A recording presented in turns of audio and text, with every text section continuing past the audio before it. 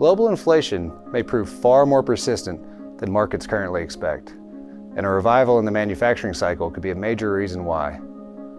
While investors have focused on short-term energy price spikes tied to geopolitical tensions, a broader shift may already be underway beneath the surface.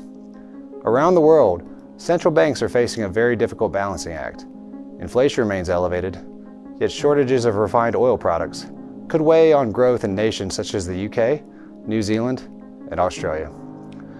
This combination raises the risk of stagflation and can complicate policy decisions. At the same time, the global manufacturing cycle appears to be turning higher after several years of weakness.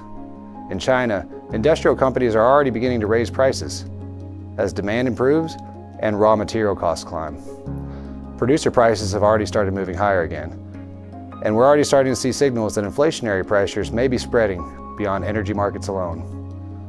Markets may be underestimating these less obvious forces, so even if oil supply disruptions ease, structural inflation tied to manufacturing activity and industrial pricing may remain. For investors, long inflation break-even exposures could become hedges to consider for portfolios with credit exposure, and there may be opportunities and strategies positioned for changing interest rate expectations and evolving global growth dynamics.